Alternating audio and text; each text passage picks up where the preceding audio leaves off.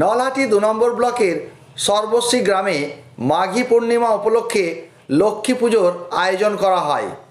আনুমানিক প্রায় 100 বছরের পুরনো এই পুজো। জানা যায় আগে এই গ্রামে কোনো প্রতিমা পুজো হতো না, তাই অঘ্রাণে নতুন ধান উঠিয়ে পৌষ মাসে তা ঝাড়াই করার পর এই মাঘ মাসের মাঘী পূর্ণিমাতে লক্ষ্মী পুজোর আয়োজন করা হয়। খুব ধুমধাম করে এই পুজো অনুষ্ঠিত হয়। গ্রামের প্রত্যেক বাড়িতে বহু আত্মীয় স্বজন ও বাইরে কর্মরত সকলেই এই পুজো উপলক্ষে বাড়িতে আসেন। 2 দিন ধরে অনুষ্ঠিত হয় এই পুজো। পুজো উপলক্ষে গ্রামের ছেলেমেয়েরা সাংস্কৃতিক অনুষ্ঠানের মধ্য দিয়ে নাচ গানে মেতে ওঠে। পুজো দিতে ভিড় জমিয়েছেন গ্রামবাসীরা। আনুমানিক প্রায় 100 বছর, আনুমানিক 100 বছর আর কি।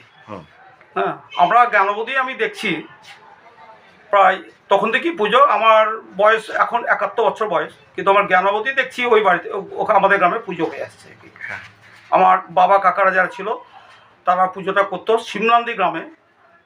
শিমলান্দি গ্রামে পুজো করতো, যে কোনো কারণবশত ওখানে ওদের মনোমালিন্য বা যাই কিছু হোক, তারপরে শিমলান্দি থেকে যে পুজো নিয়ে এসে আমার কাকা বা আর একজন ছিল আমার আর এক কাকা, সে দুজনে নিয়ে এসে আমাদের গ্রামে এই লক্ষ্মী পুজো স্থাপন করে। হ্যাঁ, এটা মাঘ মাসে মাঘী পূর্ণিমাতে হয়। তখনকার শুনেছি তখনকার দিনে ওই ধান উঠতো অঘ্রাণ মাসে, পৌষ মাসে। সেই পৌষ মাসে মানে নতুন ধান ওঠার পর এই মাঘ মাসে মাঘী পূর্ণিমাতে এই পুজোটা তখন করতো আর কি।